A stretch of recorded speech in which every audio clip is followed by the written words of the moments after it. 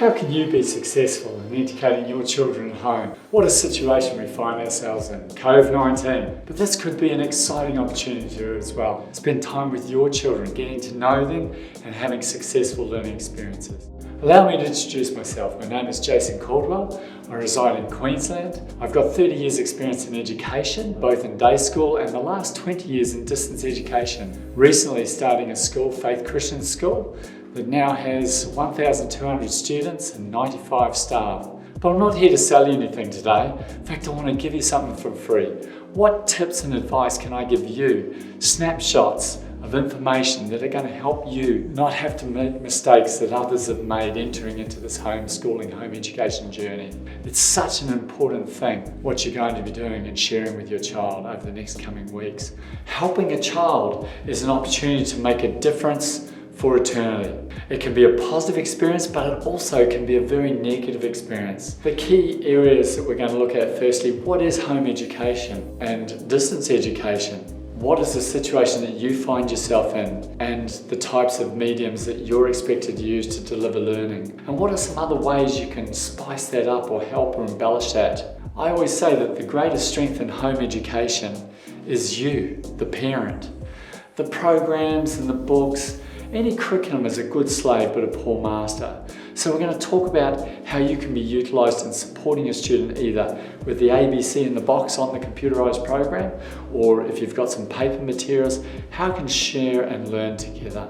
We'll also look specifically at maths relational understandings and why some students find it very difficult in maths. How have they got so far behind? We're also going to look at reading and how to encourage successful reading experiences that avoid anxiety. I also want to address an important area that is quite concerning, that some of you are going to have your kids come home and you've probably been busy working and being busy parents, providing for your children and working part-time or full-time jobs.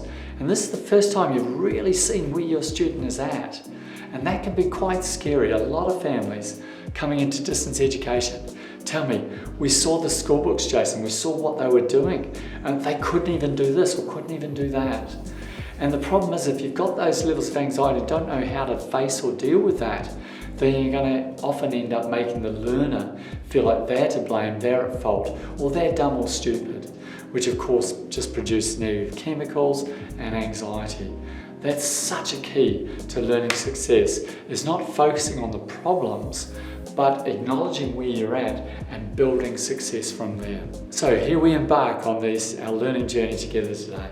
These videos are brief to make them snapshots of learning for you in bite sizes. We'll also make notes available and perhaps even some units of work for those with larger families and multi-age. It's my great belief that children learning in little box programs that are this level, this level, this level, this level, when you're in a home situation, it's very hard for the mother running from child to child to child. What are you doing again? What are you doing again? What are you doing again? How can I help you? Instead, if you're doing something that they were doing the same topic or theme together and just writing to their level, but similar structured lessons, you're going to get better interaction.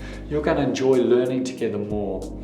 I appreciate many of the programs the schools will be providing don't allow for this, but some of you with larger families may need to look into this. Remember, this time will pass. COVID-19 will not go on forever. This is a season. We are going to need to continue our children's learning journey. We don't want to just halt it and think it'll be over next week, because it may go on for a longer period of time. But we want that experience to be positive. So here we go together. Thank you.